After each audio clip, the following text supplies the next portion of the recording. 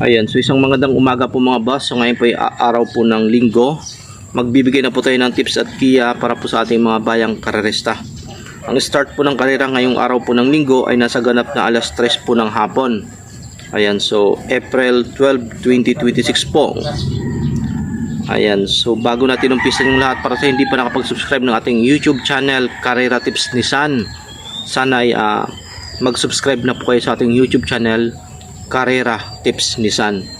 Ayan, so please like, share, and subscribe ng ating video nang sa ganun marami po yung makalim mga bayang karerista. Ayan, so wag na po natin papatagalin pa yun. Umpisa na po natin dito po sa race number 1. Race number 1, 3-year-old and above maiden race pleaser. Itong race number 1, dito mayroon po tayong 7 kalahok.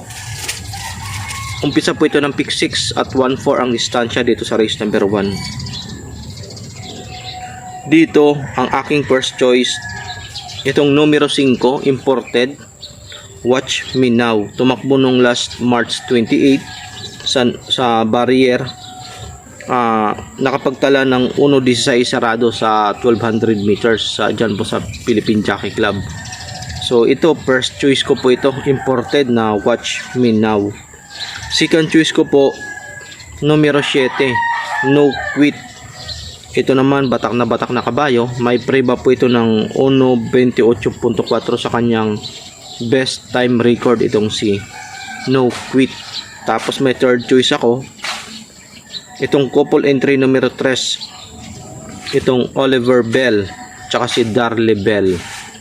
So dito tatlo ako sa race number 1. Umpisa po ito ng pick 6 event. First choice, imported, Watch Me Now. Second choice, No Quit. Third choice ko po itong numero 3 na couple entry, Oliver Bell tsaka Darley Bell. Race number 1. Good luck po. Proceed po tayo race number 2, class 4, 42 to 56. Umpisa po ito ng winner take all event. Dito first choice ko itong numero 7, Batang Kangkalo. Yan, si Batang Kangkalo. Tingin ko magaan na po ito sa laban. May best time record po ito sa Philippine Jockey Club ng 1.27 sarado sa 1400 meters. Ang huling takbo niya noong March 29, 1.28 sarado. Kalaban sila instant notice. So dito, ito po yung aking first choice, Batang Kangkalo. Second choice ko, Spellbound. Ito naman, ang latest run nito March 20, 1.14.2 sa 1-2 dyan po sa Metro Turf.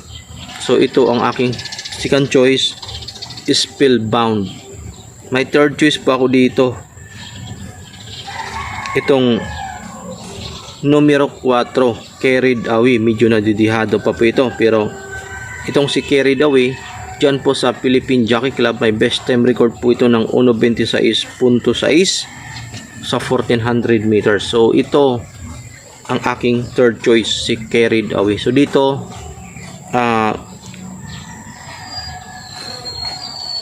tatlo ako sa race number 2, Batang Kangkalo, Spellbound, tsaka itong si Carried Away dito sa race number 2. Good luck po mga bayang karerista.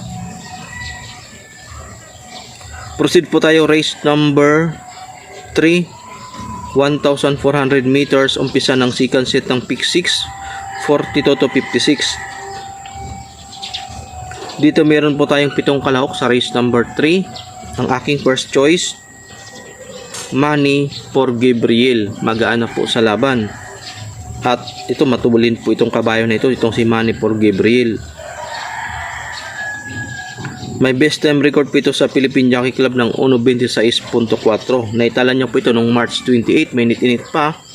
At ang kanyang latest run, April 5. Dito, second choice ko po si numero 1, Amens.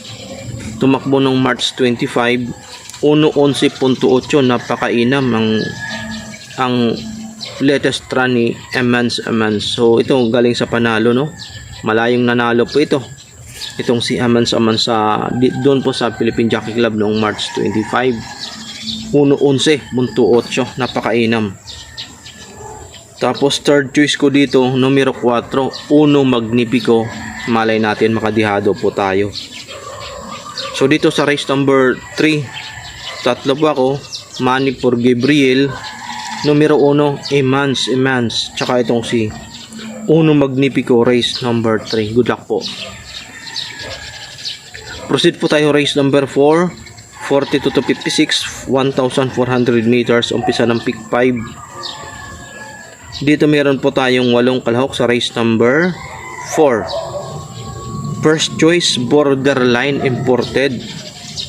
Ito naman 1.12.2 ang huling takbo po nito, napakainam, no? Siya po'y segundo sa nanalong si Fields Amor. So ito first choice ko, Borderline Imported.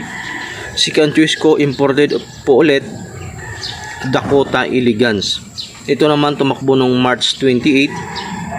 Panglima po ito, 1.27. Kalaban sila Amazing Mabel. So medyo mabigat, pero natitimbang po si Dakota Elegance. So ito po yung aking second choice. May third choice pa ako dito, mga bayang karerista. Comptroller. Ito si Comptroller, Derimating Kabayo. So nagkaharap sila ni Borderline. Kaso nga lang medyo malayo ng bahagya si Comptroller kasi nga may isang distansya at Derimati po ito. So medyo aasahan natin na talagang medyo may iwan ng bahagya itong si Comptroller. So dito mahaba naman ng 1.4. So meron pang another 200 meters. So tingin ko doon sa 200 meters kahit pa paano makakadikit ng bahagya itong si Comptroller dito. So dito tatlo ako sa race number 4, Borderline, Dakota Elegance, tsaka si Comptroller, race number 4. Ayan, so proceed po tayo race number 5, 1741, 1,400 meters, umpisa ng pick 4.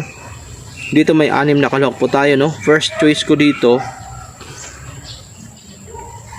itong numero 6, One of a Kind. Ito may 1.28.6 sa kanyang best time record, itong si One of a Kind. So ito first choice ko. Tapos second choice ko si Queen Margot, may 1.28.4 sa kanyang best time record. Mainam din. Ito po yung aking second choice. At ang aking third choice, itong Mr. Von na numero 4, medyo ito batang kabayo. So dito sa race number 5, tatlo po ako, One of a Kind, Queen Margot, tsaka itong si Mr. Von, race number 5. Ayan, so proceed po tayo race number 6, 1,400 meters, 42 to 56. Dito meron po tayong 7 kalahok sa race number 6. First choice, Cat Bell. Ito nung nakaraan, tumakbo nung last March 27, 1.14, kalaban sila Copperfield. So tingin ko hindi po nabigyan ng magandang importansya po ito nung huling takbo nito ni Cat Bell. So sana ngayon mabigyan na po, magpakatotoo po ito si Cat Bell. Second choice ko po dito, numero 2, M Butterfly.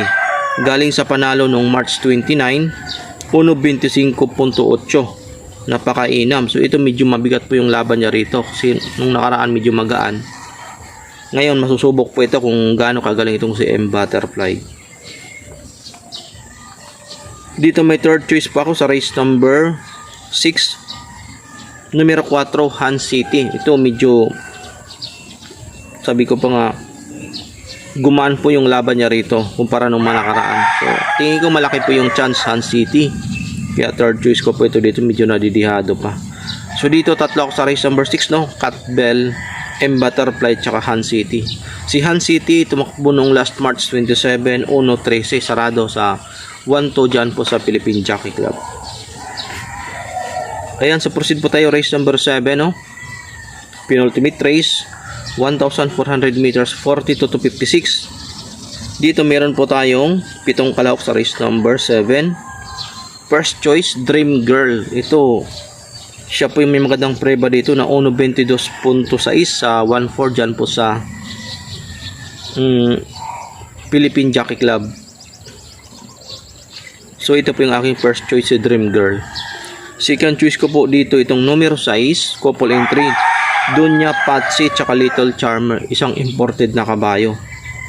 So dito, second choice ko po yan, at ang aking third choice, Graceful Gift, imported. So dito,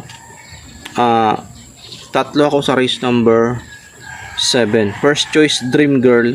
Second choice ko po dito, Dunya, Patsy, Little Charmer, tsaka itong Graceful Gift, race number 7. Good luck po mga bayang karalista. Ayan, so proceed po tayo race number 8, 1,400 meters, 42 to 56.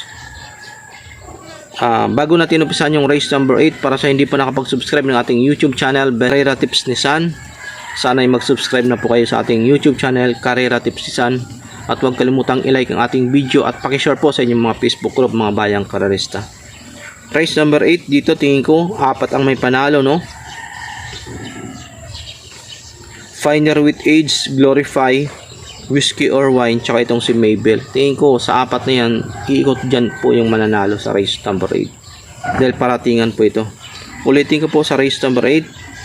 Tingin ko 4 ang may panalo. Finer with Age, Glorify, Whiskey or Wine, tsaka itong si Mabel dito po sa race number 8. Good luck po para po sa araw po ng Linggo. Sana makatulong aking game. Maraming salamat po sa pagantabay at magandang